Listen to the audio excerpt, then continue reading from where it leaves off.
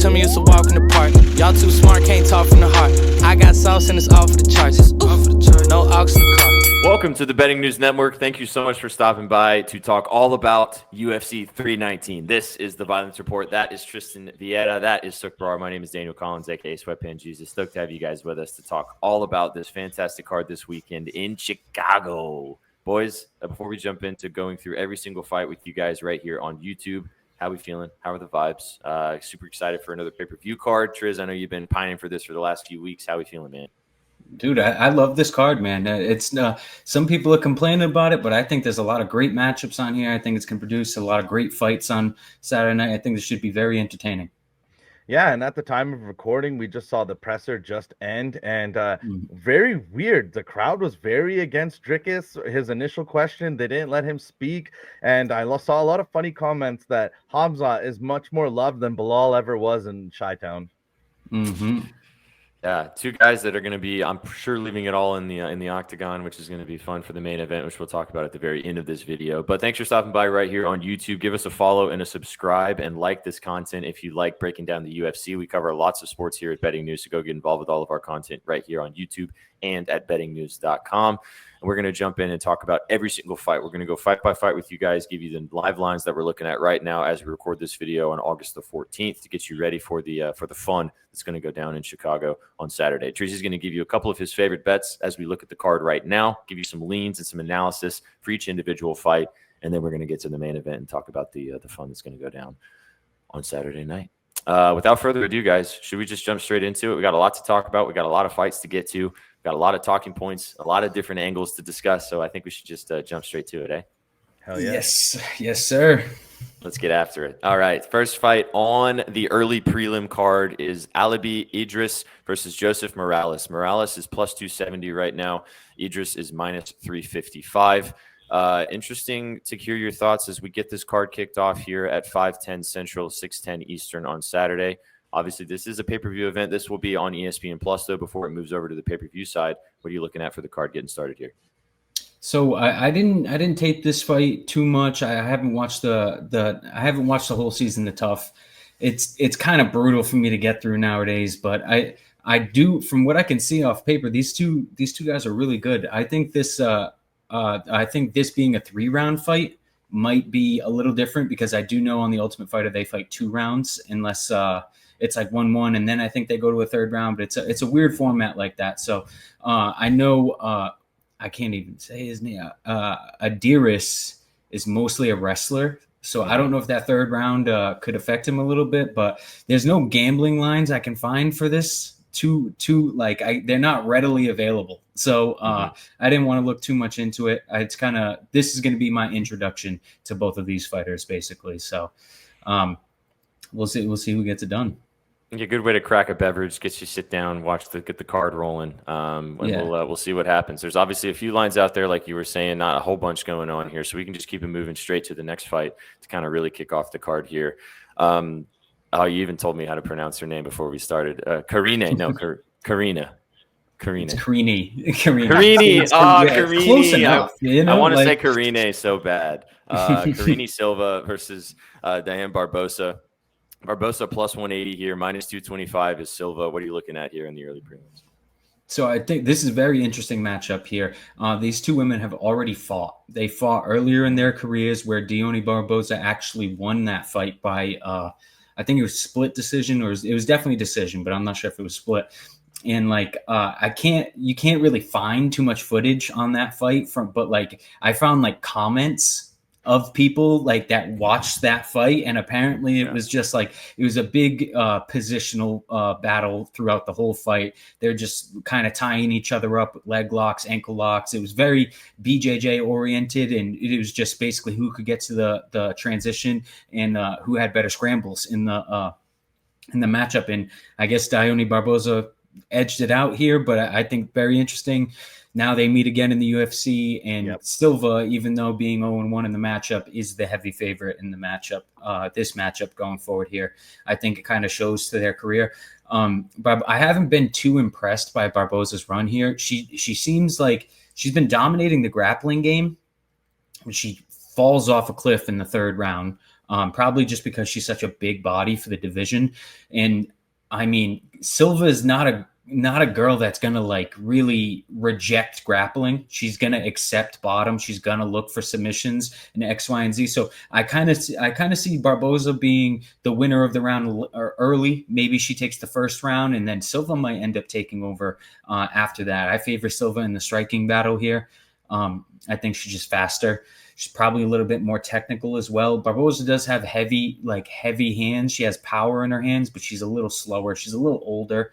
I think it says she's like 34. I think she may be a little older than that. Just my own personal lying her age. Yeah, like just very common in the NBA. Opinion. Serge Ibaka looks 40 real quick. It's common in the MMA as well. Like I'm just saying, but I do think Silva's the A side in this matchup. I think she's probably going to get it done. I think she's probably going to get it done by decision. Okay. But I wouldn't put a KO out of the realm of possibility here. Like I said, she's got a high speed advantage, and Barboza's not a girl that she's not a fighter that reacts to punches very well. She kind of gets staggered in her momentum when she gets hit with something big, and Silva could follow up really quick and see a flash KO or something like we mostly do in women's MMA when there is a KO, more of a TKO kind of flash style. Ref kind of calls it quick type of thing. So I favor Silva, and like I said, and Silva's post 30. She's on the early prelims. She's got to make a name for herself here. I like what you're saying, Triz. Yeah, she's coming back off of a tough loss too here. I think she's gonna bounce back. She was supposed to be on this card anyways. She was supposed to fight JJ Aldrich. Aldrich pulled out, so they got the replacement in Barboza. So they were giving her a layup bounce back anyway with Aldrich, like she would have ran through Aldrich. So the whole Barboza fill-in, it just kind of looks better for her record because Barboza's been winning lately, and she's got a better overall record than JJ Aldrich. It's a fight that she lost already. It's a little bit more to sell. To me, it looks like a softball bounce back spot, even though it's a little bit of a tighter line and the girl she's fighting is actually good. I still see it as a softball. Get the card rolling with a nice little easy dub as well. Then we can finish off the early prelim rounds to move on to the next fight. Brian Battle taking on Nursultan Ruziboev. Ruziboev plus 138, minus 170 is Battle here. A little bit of a closer line in this one. What are you kind of seeing in this fight? Another interesting matchup here, in my opinion, because Brian Battle's a guy that's been fighting at welterweight, and here he is bouncing back up to middleweight after missing weight by like 5 pounds in his last matchup. I don't think the UFC was too happy and said, "Hey, you gotta bounce back up here." So I don't. He and Battle was a guy that was like 250 pounds at one point in his career. He was fighting a heavyweight, and then he like slimmed all the way down after Ultimate Fighter, and now he's bouncing back up. Yeah, I don't like to see his health going in the other direction. Whether the weight cut is better for his body or not. He was a big body for welterweight. He's average at middleweight. He's going against another big body, but I found this stat interesting enough as well. Is he has Ruziboev has a massive height advantage in the matchup, but Battle actually has the reach advantage. He has an inch longer reach than Ruziboev, which I thought that was really, really interesting, and it could play into the striking a little bit. Although I feel like Ruziboev has the reach he has, but he fights way longer, as if the reach was longer. It's not, though. He fights very long. He has a good straight jab down the middle, which Battle has kind of struggled with in the past. But I think Ruziboev's kind of a fraud here. He has a very, very padded record. If you go and you look at a lot of his early fights, it is nearly 50 fights on his record, Triz. But I'm telling you, like 30 are like not even janitors. They like pick somebody out of the crowd. Like it's bad. And I'm looking through, and I'm just looking at like some of these submissions that he has, because he has so many submission wins. He has 20 wins by submission, and then you go and you look at some of the submissions, like they're not technical submissions. He has a bunch of arm bars. He has a bunch of arm bars. He has a bunch of kimuras. Like he has like submissions that like like lower level BJJ guys. Like those are the only, that's the only type of people you're going to hit those submissions on. Yeah, there's some of the, like you said. there's some of the first things you learn in Brazilian Jiu-Jitsu. There's some of the first types of submissions, you know, and you start doing it on somebody that doesn't know at all, and you can get it really easy. But then when you start doing it against a black belt or whatever, you realize that will never work. Like it's very, I think it's very padded. I don't know how good the guy actually is. I do know the Dumas win was like iffy. That was kind of, Dumas kind of quit rather than he got a KO win over Dumas. Bruno Ferreira, that was a great win. That's aged like fantastic. Then you lose to Buckley. Mike Conoco is not UFC level whatsoever. Dustin Stoltzfus had him on the ropes multiple times in that win. Stoltzfus was looking really good in that fight. I think at one point Stoltzfus was like minus 500. It looked like he was cruising. Ruziboev took over, which I thought was very interesting as well, because Ruziboev is not a guy known for his cardio in any way. So I just in this matchup, Ruziboev has the attributes that could give Battle some like real problems. I don't think he has the power to really put it behind Battle. I think Battle's a lot smarter of a fighter as well. Everybody's been really able to kind of like get their hands on Ruziboev and push him against the cage and take him down rather easily. And Brian Battle just won his last fight by doing exactly that. So I don't put it past Battle to really make this fight boring and just kind of hold him against the cage, get him down, try to kind of beat him up that way, soften him up. I think if this is a 3-round striking battle, Brian Battle's in a little bit of trouble here, but I don't think he's going to let it get there. I think Battle's going to get the win. I don't exactly know. I don't have a prediction of how. I think he's kind of live in all methods. I think Battle could definitely sub Ruziboev. Ruziboev is a guy that would probably tap very quickly. Ruziboev's also a guy he's been KO'd. He has a touchy chin, very touchy chin.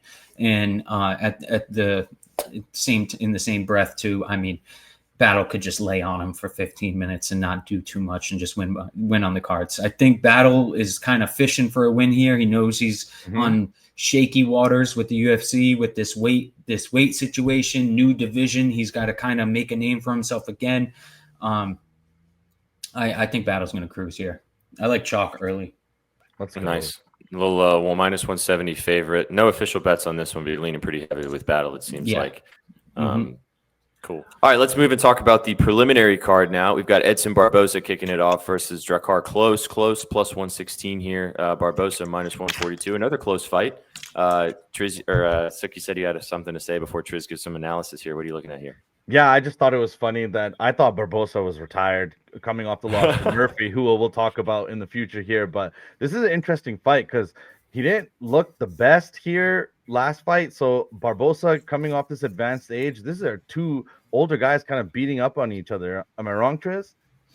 I would agree, but an important note I would say here is Barboza is finally coming up a weight class.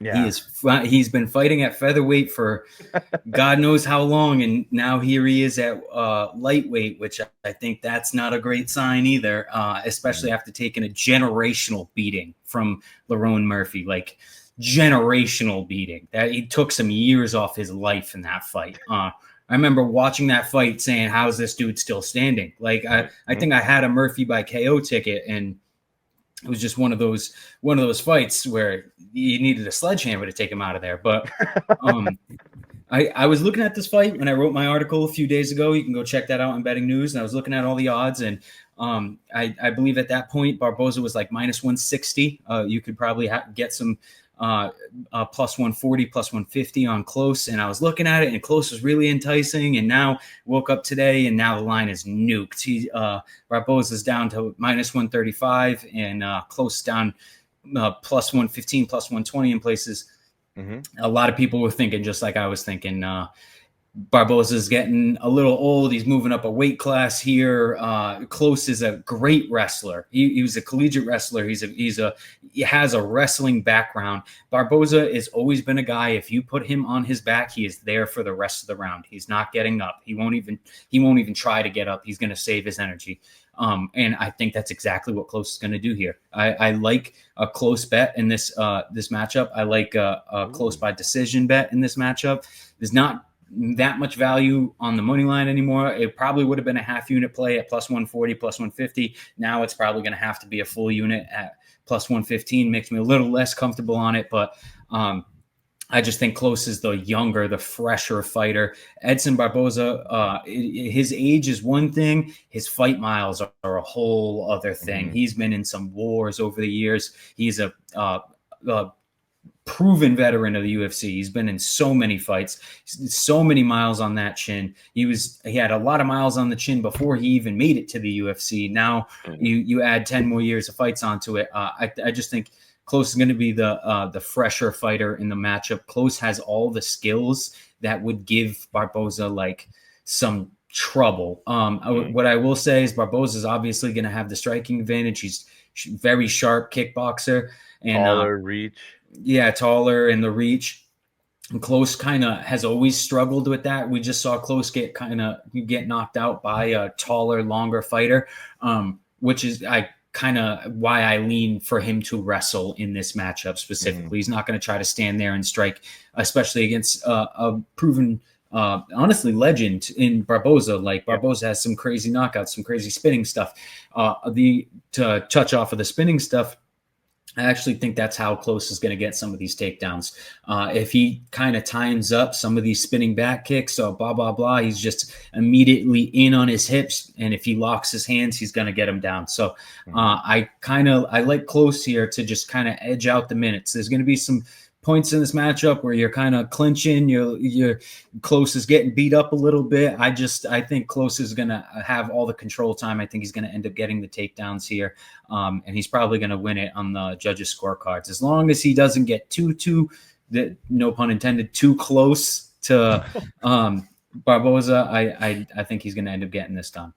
I've been waiting every single time you've been talking about this fight to not say all the close puns, but you finished off with one, so that'll work.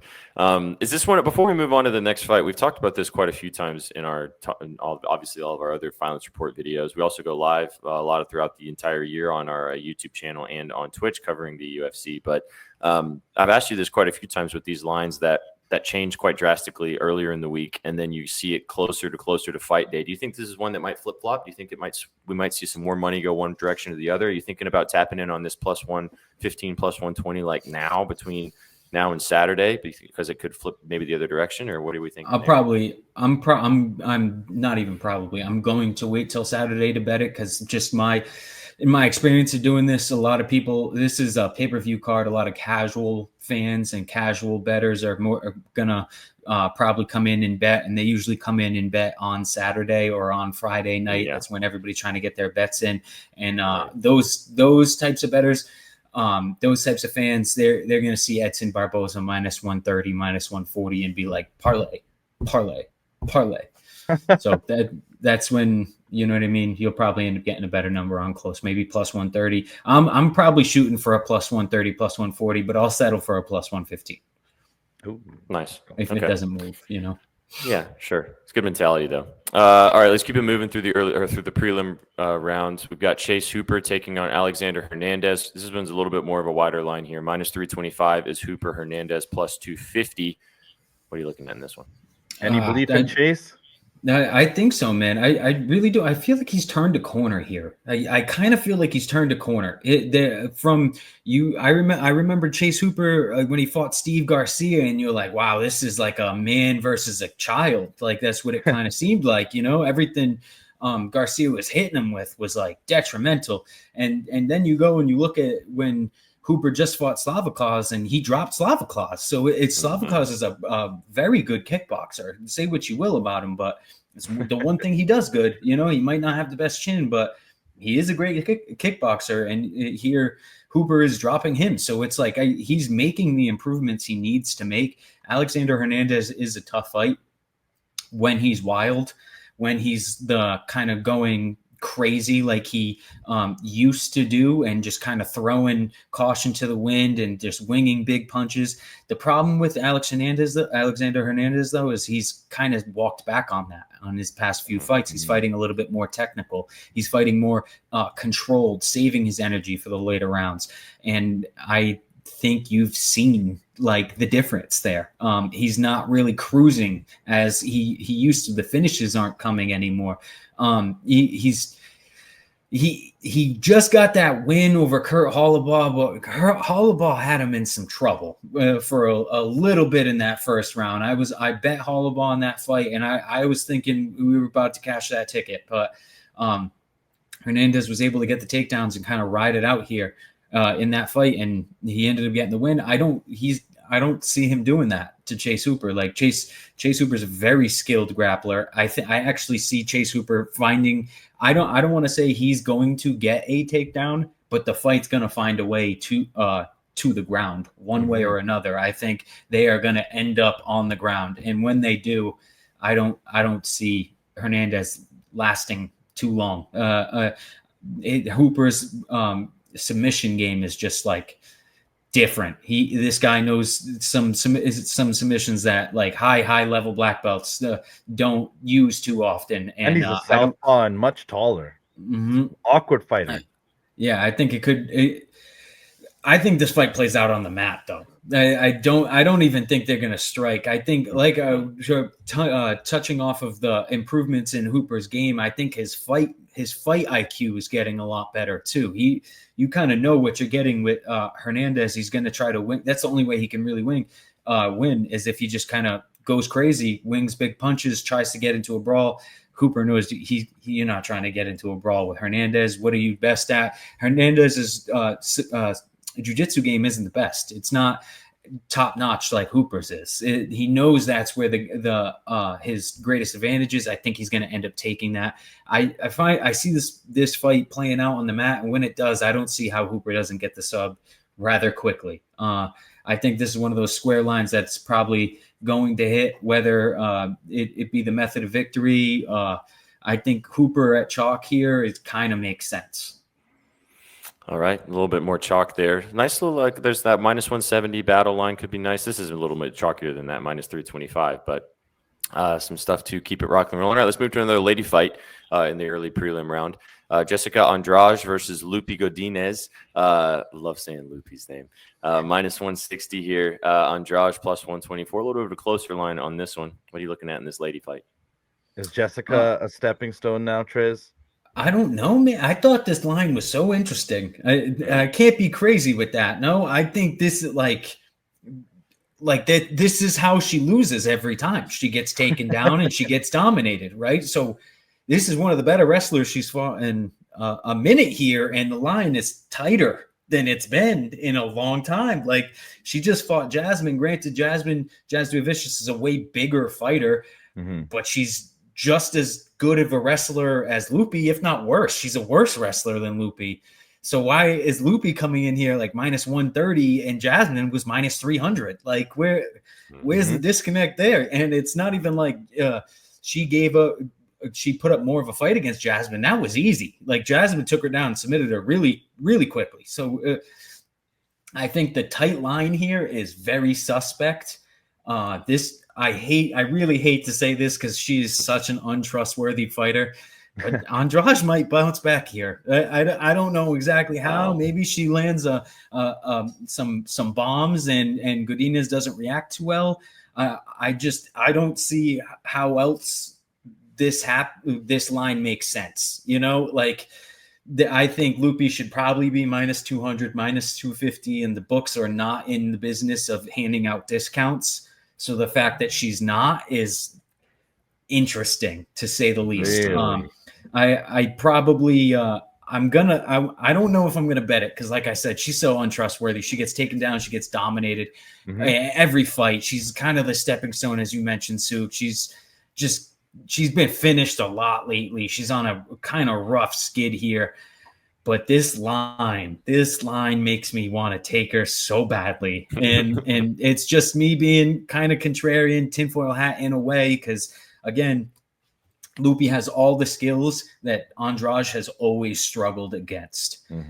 The line is fishy. The line tells me that the books know something that we do not. And maybe Andrade lands something really big, or maybe Lupi puts her head where it doesn't belong, and Andrade locks up some type of weird submission really quickly. Who knows? But I kind of like Andrade for the upset here. It makes no sense.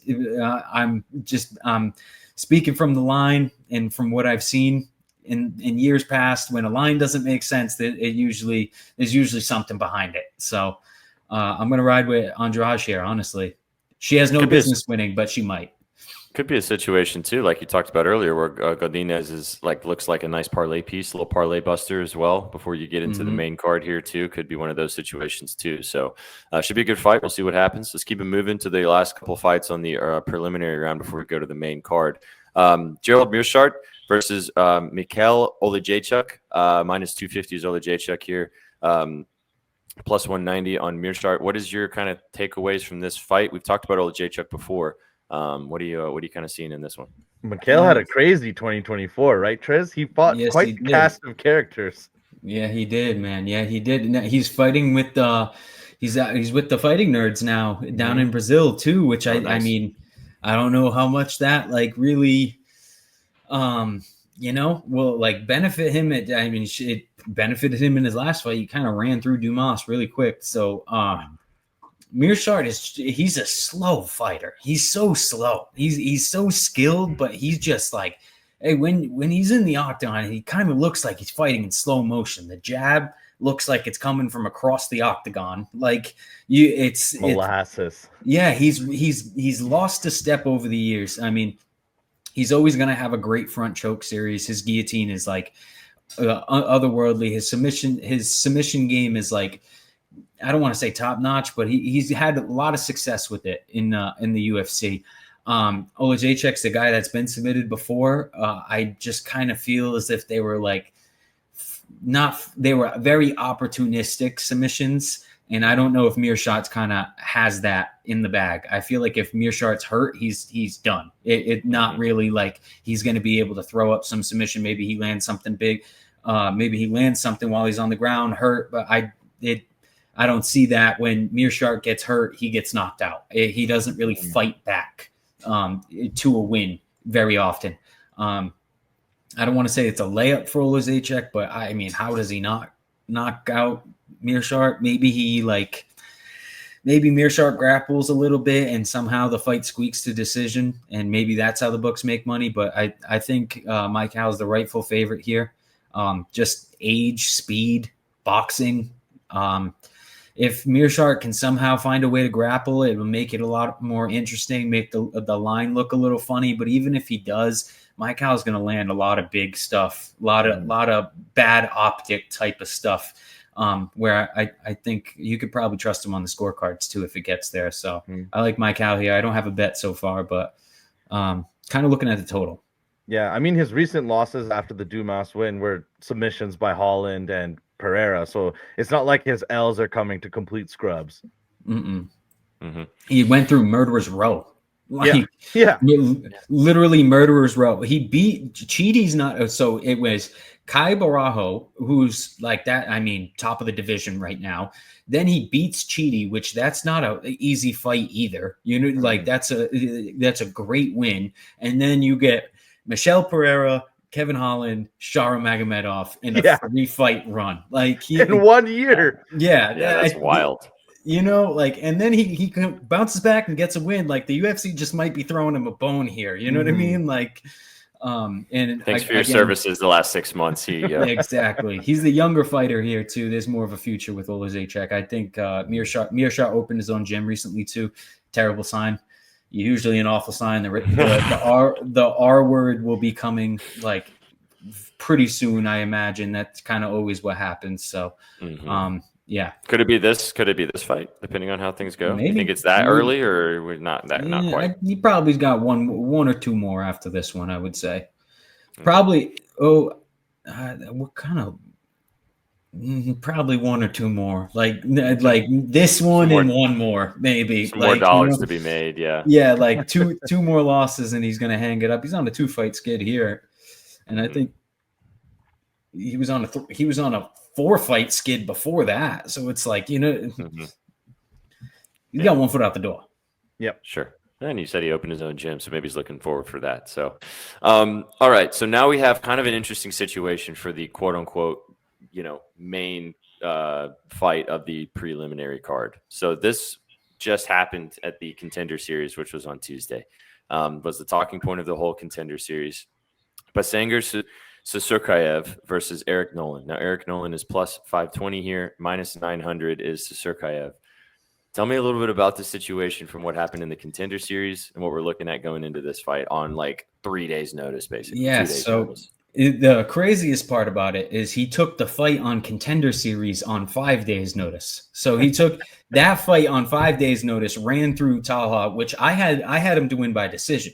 I thought that was kind of insane. I think they was set at like 2.5 rounds or something like that. Talha was supposed to, you know, my short notice system. I thought it was gonna, you know, this guy had never made it past 2 minutes in a round, Susurkayev, and so I'm like, all right, I like the over here, you know, 2.5 plus money, and he ran through him. He ran everything he landed hurt Talha big, and got the win. The only finish of the night on Contender Series, and he on his like little interview, he said he wants to fight as soon as possible. He's ready whenever Dana wants to throw him in there. Blah blah blah.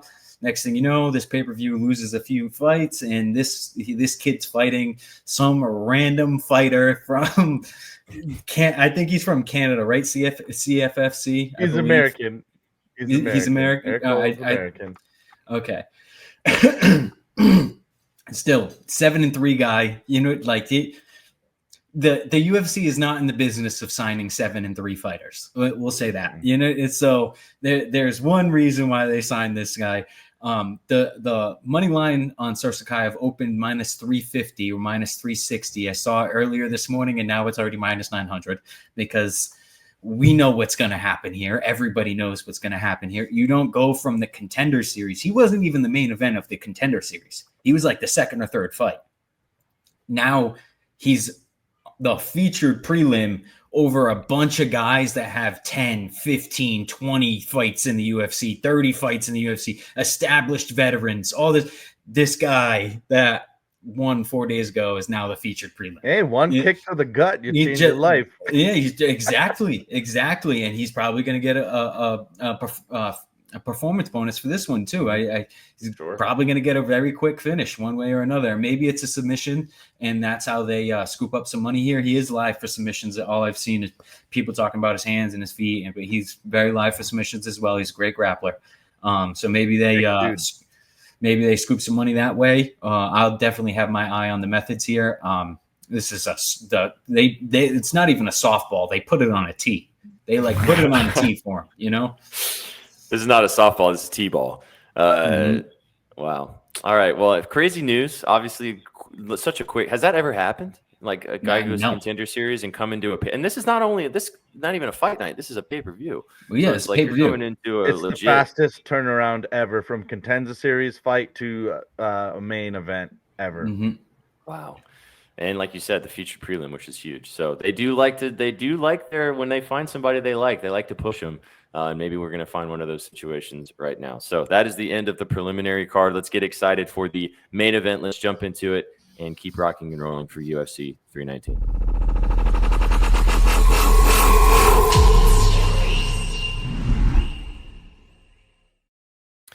All right, let's jump to the main card. Thanks so much for tuning in right here on YouTube. Hope you guys are enjoying the analysis, mostly from Trizzy, but we're here too, hanging out with you guys. Go follow Trizzy on social media if you haven't already, at Trizzy_bets to get his entire UFC breakdown, and go follow him at bettingnews.com for his writing over there as well. Go follow Supra and myself as well over at Betting News, at Your Betting News on social media across all platforms.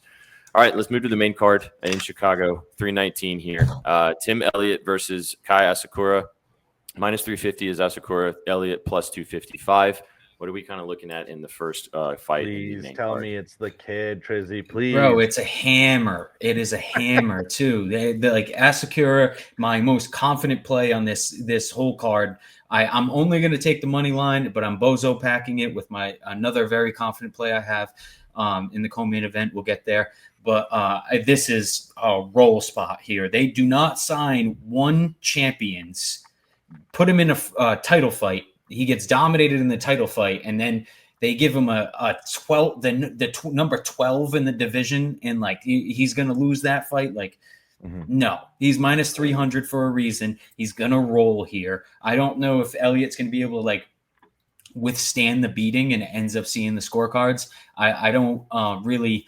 Elliot's not a typically durable guy, and if somebody's going to have like a flashy showcase knockout, it's probably going to be Asakura to open this pay-per-view card. I think Asakura could land a very big left hook on Tim Elliott, like probably something that Elliott won't even see coming type of thing. I could definitely see Elliott going out cold, but at the same time, if Elliott decides to grapple a little bit, which is very possible, that's kind of how I can see this fight maybe making it to the scorecards a little bit. If Elliott can kind of burn up some minutes and then not get hurt too bad in the times they are standing. But I mean, I think Asakura has the advantage everywhere here. I think he's going to be able to stop the takedowns. I don't think his fight with Pantoja describes him as a fighter. I think Pantoja is a different breed. I think he's just a different animal. He is relentless with wrestling. Tim Elliott's not going to be relentless with wrestling. If Tim Elliott shoots a single leg and doesn't get the leg, he's not going to chain wrestle. He'll disengage and allow Asakura to hit him 4 more times, and then maybe try to panic shoot a double leg, but it's probably not going to happen. I think Asakura rolls here. This is the shine spot. This is the shiny new toy of the UFC because they signed him, a former one champion. They're not in internet business. points. Yeah. He's good looking. Yeah. Like he's next up kind of in the division. Yeah. He pulls that whole side of that market of the world. I will say he has a lot of fans in Asia. He's a superstar over there. So they're not in the business of promoting losing fighters, and they're not putting him up against the 12th ranked fighter in the division. You know what I mean? Because do you think they put him top 10 if he wins this one? I think he gets the top. 10? He gets a number one contender fight. I feel like if he wins this fight, the next fight to make immediately is Asakura and Taira. That is the immediate fight to make. Like number one contender matchup. Like that is the easiest fight to make. You know that could headline a pay-per-view. Genuinely. Okay. Nice. All right, so a little bit of chalk to kind of start off the main card, but as you said, you'll probably be parlaying. You got any thoughts on a method of victory there, or just kind of maybe wait and see until Saturday? The method of victories, that's another interesting point. So when I do my article, I look on Mondays and Tuesdays. On Monday and Tuesday, the most likely method of victory was Asakura by points at plus 150, and the KO was plus 160. Now it's flipped. The KO is plus 140 and the decision is plus 160. So I think it's a little interesting. I'm not too sure. Like I've always said, the book's got some crazy technology. So they said it there for some reason or another. I think he's probably going to knock Tim Elliott out. I mean, way worse strikers have knocked out Tim Elliott, way worse. Like you said, it's the flashy way to go, and they maybe want to get some flash in here to give him a bigger opportunity, especially if you're going to headline in a pay-per-view possibly. So all right, let's keep it moving. Let's go through the next fight on the main card. Jared Cannonier versus Michael Page. Page minus 205, Cannonier plus 158. What are you kind of seeing with this one? A little less wider of a card, but still, or less wider of a line, but still pretty interesting take. I have an interesting take here. A very interesting take. This, especially with the number of this total. This total's like over 2.5, like minus something. I think MVP knocks Cannonier out. I genuinely think MVP knocks Cannonier out. I think he's going to hit him with something that Cannonier does not see coming. And Cannonier has been skating by. He's getting hurt in all these fights and just getting the ref that refuses to stop the fight. Or, you know what I mean? Like Rodriguez had him on skates multiple times. I thought he was dead to rights multiple times in that fight. He ended up coming back and winning. Caio Bravo knocked him out in the 5th round twice, and somehow again ref did not stop that fight. That was a decision loss. I'm telling you, he was knocked out. And Imavov also knocked him out. Some people are like, oh, questionable stoppage. If you want to get questionable, he should have been out of there the round before that. Like the round before that, he was on skates too. Like, I don't blame the ref for stopping that. He's been on skates for 2 rounds. It's like, and I think again, MVP's style, the outside to in, Cannonier has never done well with that type of style. I'm not comparing MVP and Izzy, but the long, rangy leg kicks, the darting in, the darting out, like you know, he's in, he's throwing. But that's why I'm surprised you're saying that he might take it in a knockout, Triz. I was going to ask you, do you think MVP just stays on the outside and waits for a decision? No, not with that chin. No. With anybody else, it probably would go to decision. This is a 41-year-old Cannonier with his chin on very, very thin ice here. And again, and they just signed MVP. I know he's like 3 fights into the deal, but he's riding a little bit of a win streak here. He beat one of their top prospects, Magomedov. Like if this guy gets another win, now he's looking at a top 5 fight here, which is why you signed a 38-year-old fighter, right? Mm-hmm. So again, he's looked great. I think he's going to dart in, maybe hit Cannonier with a crazy elbow, with some type of left hook, something that's going to stumble him, wobble him a little bit, and MVP is going to pounce. I don't think Jared's going to have the ref on his side in this one. I think they're going to end up scooping an under here. I like MVP by KO in this matchup. I like MVP to win in this matchup straight up, and I like the under 2.5 a lot. Let's go. Any strong thoughts on Jared getting smaller as his career's gone on? We saw him in heavyweight, and now he's finally kind of looking good at this size, but now he's north of 40. You think he could get the upset? Any belief in the upset at all? I don't think so. I mean, maybe MVP's been knocked out before. I'll say that. I really like this under. That is my main play here. I really like the under because there is upside on Jared's side. MVP's been knocked out before, but he's been knocked out on a weird sequence. In a sequence where his opponent just thought quick and acted and landed that punch in the split second. Cannonier has never had that instinct. He has never been a counter striker. He's never been a react to what you know what I mean, to your action. He's a little more technical than that. I think he might freeze a little bit, and which is again is gonna especially when you got MVP flying at you from all these different angles. He's gonna get stifled. I saw Cannonier. It's exactly what happened in the Izzy fight with Cannonier. Izzy was hitting him with leg kicks and body kicks, and then he was throwing his hands, and Cannonier didn't know what to do. He was just kind of standing there like a stone. And I think he's going to do the same with MVP, but the chin is just not the same as it was against Izzy. I think now he's not going to be able to take some of those punches. And I think MVP is going to get his first finish here. All right. So MVP to be the MVP in all different ways. The under, though, is the main play that you're really digging in that one. All right, 3 fights to go before we talk about the main event. Let's keep it moving to the main card. Jeff Neal taking on Carlos Prates. Prates minus 265, Neal plus 200 here. What are you kind of seeing in this fight? Fighting hard. Okay, another controversial opinion, but I don't care. I'm riding with it. I think Prates is obviously. I think Prates is going to roll here. This is a big bounce back for him, but I don't think he's knocking out Jeff Neal. I don't think he's going to knock Jeff Neal out. Jeff Neal's a guy that he takes a lot of damage in a lot of his fights, and he'll keep moving, and he keeps moving forward. And the one thing Prates showed me in his last fight was he's going to be there in the latter rounds. He was smoking cigarettes, not smoking cigarettes. It doesn't matter. I don't think his. I was going to ask you about the cigarettes. I mean, he's been smoking cigarettes this whole time, and he looked pretty fresh in the 5th round of that Ian Gary fight. He looked really fresh in the 5th round of that fight. So SPJ, he smokes darts while he cuts, and he smokes yeah. darts during camp. And he says when he gets hungry during the weight cut, he just lights up. It helps you with controlling your appetite for sure. Mm-hmm. Yeah, usually I think also smokers in these situations, if you're training while you're doing that, like your lungs react accordingly. So sometimes I've actually heard of sometimes smokers, like when they quit smoking, it's actually worse in those situations. Like you need to keep doing it because your body's expecting it at that point versus like trying to cut it cold turkey through that process. That's not a huge shock, but it is a little counterintuitive, you'd think. Well, I like him to win a decision here. That's it's plus 275 on most books. I will have some money on it. I love the decision in this matchup. I think a lot of people are going to look to this main card and look at Protes's name and be like, oh, that's the finish. But I think that's the rug pull here.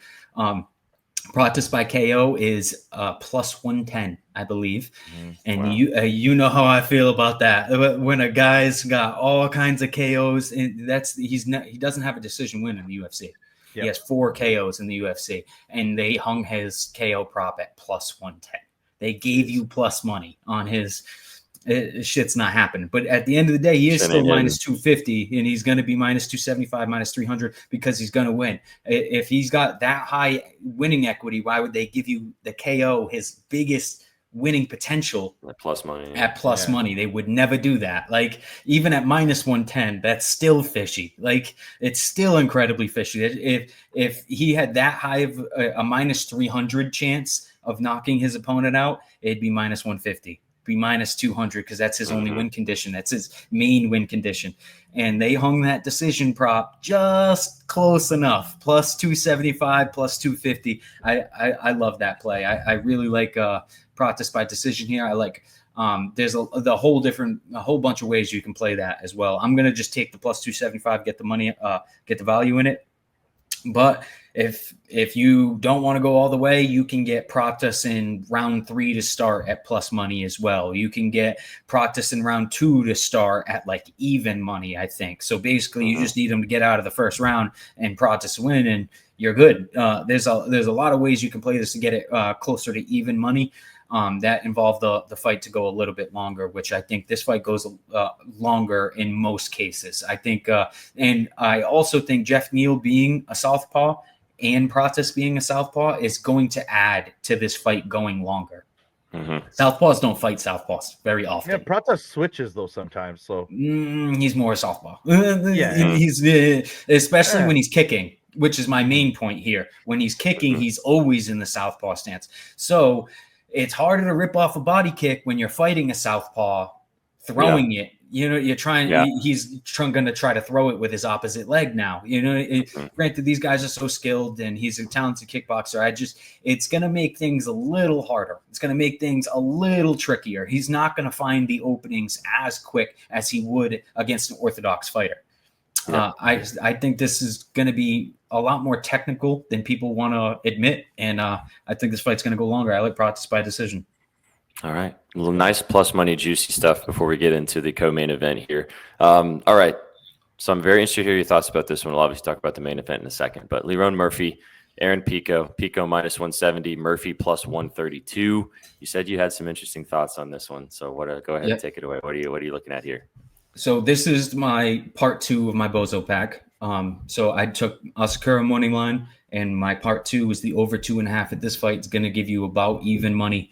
I think when I took it, it was plus 105. It's probably not going to be there. By the time I release it, it'll probably be minus 110. I'm going to post it for whatever line is currently available when I put it out there. But this is a hammer for me. This Bozo pack is probably going to be a 2-unit Bozo pack, maybe even 3. I might end up adding it when I post it at that time. I love it.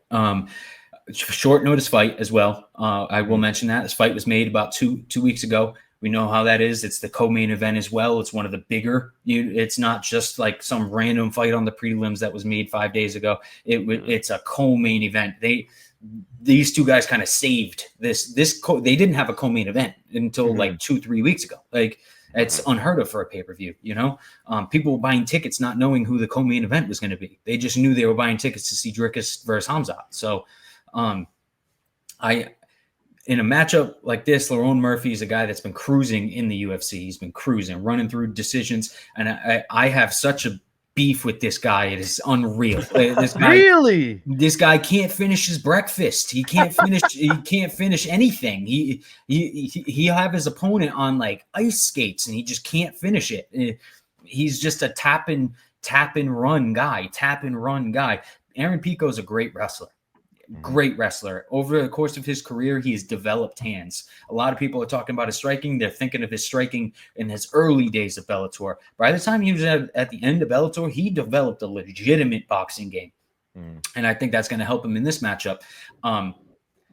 If there's one thing I know about Dana White is he loves to make UFC fighters look good and other organizations look really bad. And Aaron Pico was one of the top Bellator guys, if not the top Bellator guy, especially that has come over to the UFC. I wouldn't put it past Lerone Murphy to win this fight by decision at all. It's what he's best at. I could kind of see him kind of touching up Pico, getting taken down, but still landing the bigger shots while they're on the feet.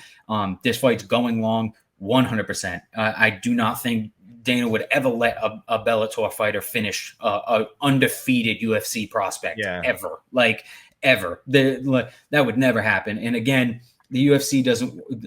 It's very rare you see the UFC sign a guy from a different promotion and he comes in and gets finished in his first fight. Very, very rare. Kai Sakura is one of like the only example I can think of that in like 5 years. It doesn't happen very often. I don't see Pico getting finished either. Pico's got a really good chin on him. So again, if Lerone Murphy isn't finishing guys he's supposed to finish, he's not going to finish somebody that's like durable and tough. And, that's actually going to put up a grappling pace on him, take him down a few times. So I love this fight to go long, the over 2.5, fight to go the distance, fight to end by decision, whatever line you want to play, add it with Asakura, get even money. If you want to, if I'm leaning this way too, I might end up throwing a bet on it. I'd like Lerone Murphy to kind of edge this out. I just hate the guy. I'm not a fan of him. And again, I'm not a fan of almost any fighter. I don't really care. Sure. It's whoever makes me money. Realistically, I'm a fan of the sport. I'm a fan of fighting in general. Yeah. Do you think he gets Volk if he wins? Yeah.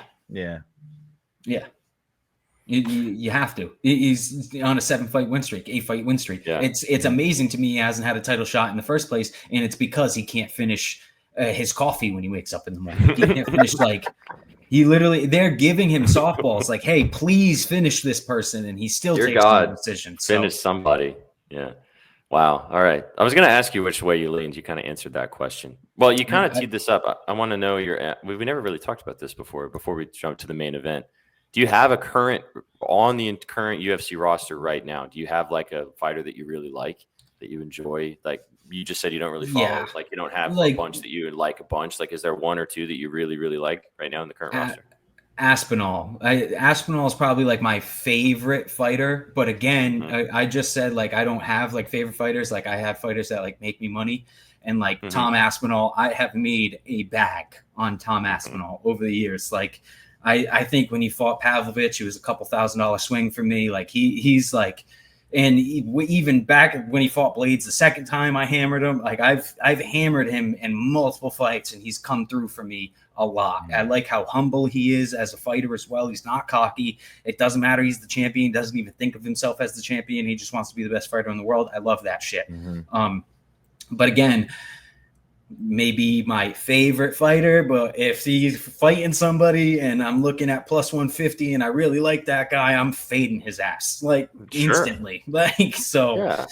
Well, this is true. I mean, and this is true across all sports. Like, you're a fan of a team, right? Because you love a team. If you grew up following a team, like you have that Red Sox hat on top of your head right now, right? But when you're a sports bettor across all sports, it's usually just the guy that likes to make you the most money. And that ends up becoming the reason why you like that athlete. Like in football, for example, if you like betting somebody's receiving yards, like you're like, yeah, I love that guy. He made me so much money. It's the same type of thing like you're talking about. So I think Aspinall's a good answer. And I know he has made you a couple of bags. You've shown me a few of those. So he could have made John Jones a bag if he just stuck around. Yeah, don't get me started there. I love how it's coming out now. We could talk about that real quick. I love how it's coming out now that the UFC called John Jones' bluff, said, we'll give you a blank check, fight Tom Aspinall. He was like, nah, I'm good. I'm good. I'm going to write off at this. It takes any narrative he tried to put out there and just throws it out the window. You know what I mean? Mm-hmm. Like, no, John, it wasn't that you didn't have the motivation or this or that. You did not want to fight that guy. Simple. That's it. Get the quacks out. He's just ducking him, man. You ducked him, and that's okay. Don't get me wrong. That's okay. Sure, it was the fact that he entertained it and said he didn't have to fight him, and all like, no, like, you just didn't want to fight him. That's like you just didn't. You ducked him straight up. Mm-hmm. All right. We've come to the end. This is the main event. Should be a great main event. We're going to find out on Saturday, obviously. Dricus du Plessis versus Khamzat Chimaev. Minus 260 is Chimaev here. We just saw the weigh-ins, like Suk was just talking about at the beginning of the recording, and they look like they don't really like each other, man. Du Plessis, obviously, plus 196, plus 200, depending on where you're shopping, as we're looking at the lines right now. Going into this main event, what are you kind of looking at from both of these guys? What are you looking at as kind of paint the picture for us before we dive into what we're going to talk about with this fight?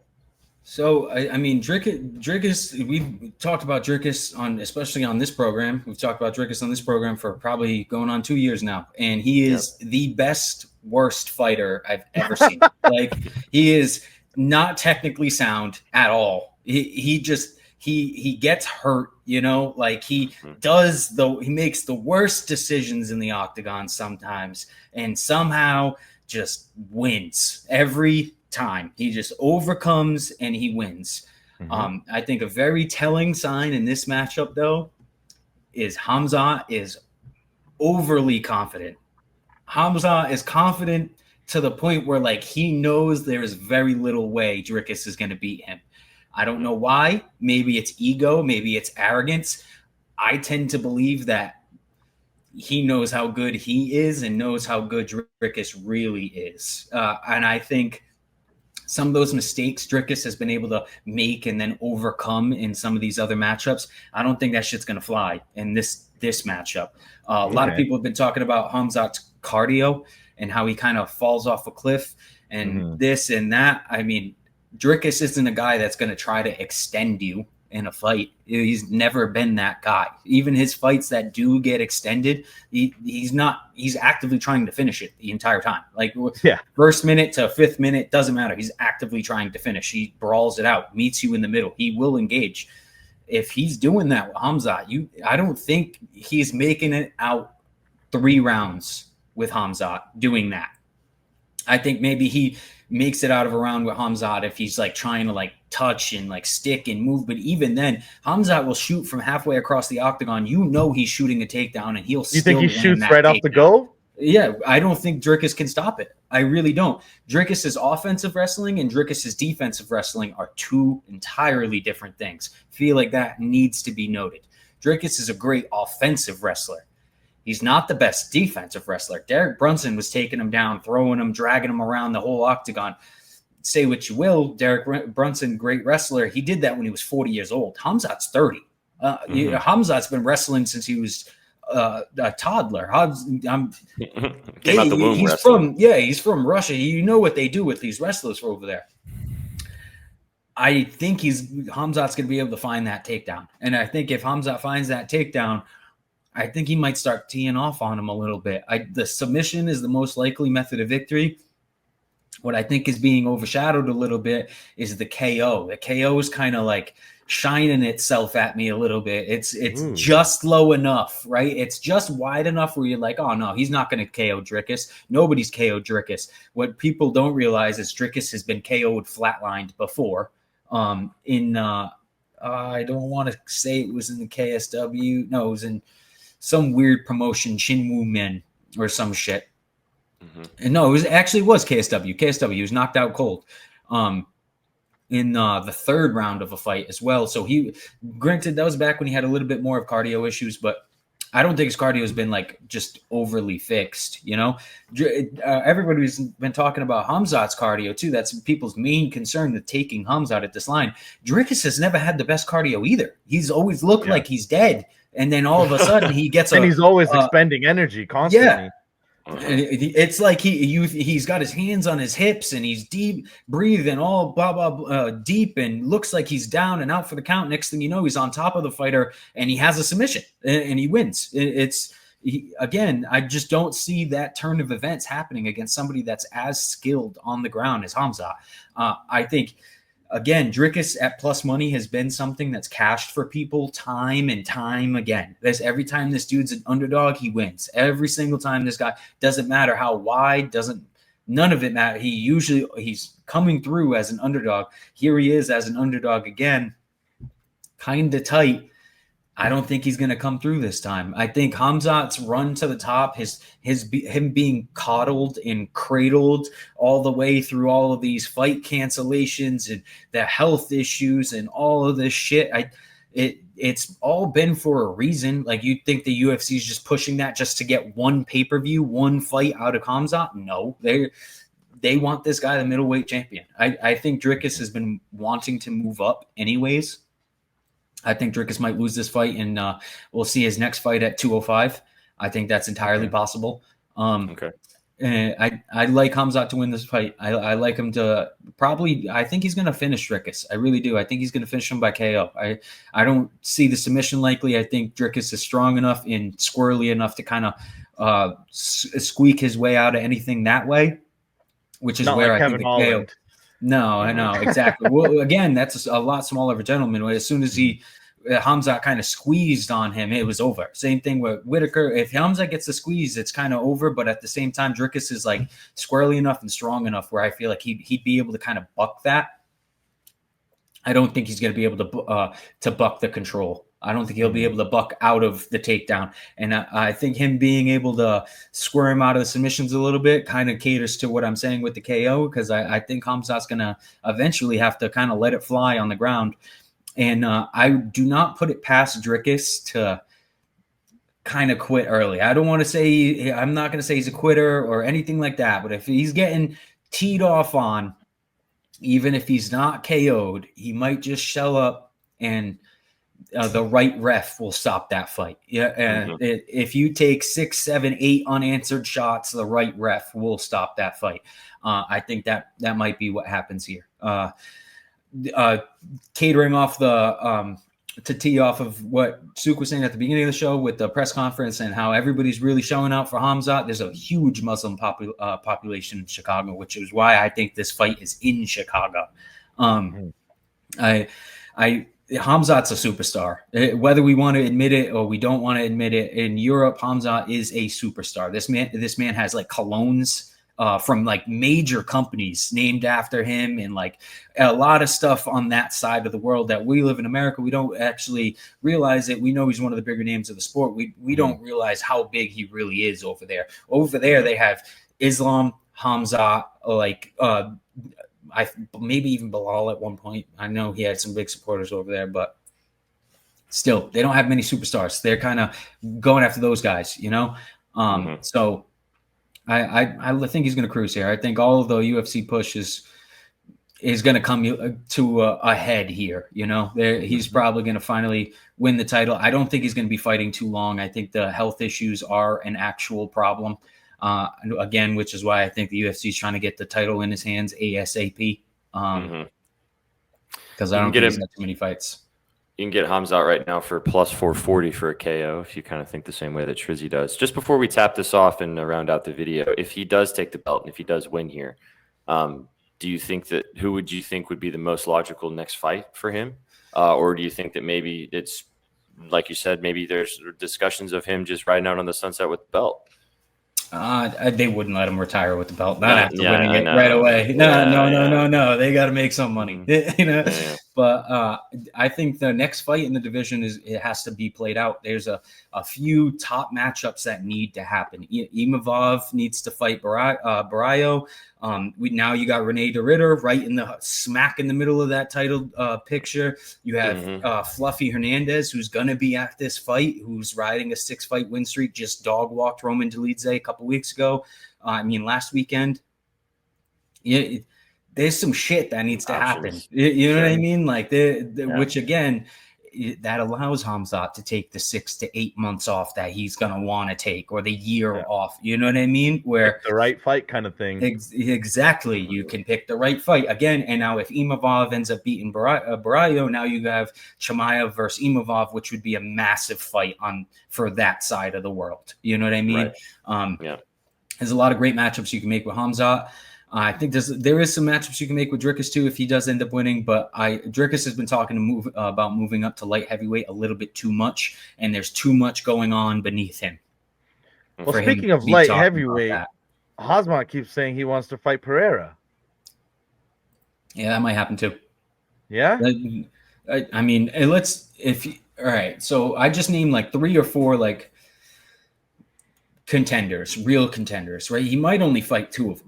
If he beats Dricus and he beats Imavov and he beats de Ritter, then what? You know, move up. You know, you get to move up, move up or move on. Yeah, catch weight maybe. Probably not. The UFC hates catch weights. There's so many guys that get left in the mix because the UFC hates catch weights. There's like.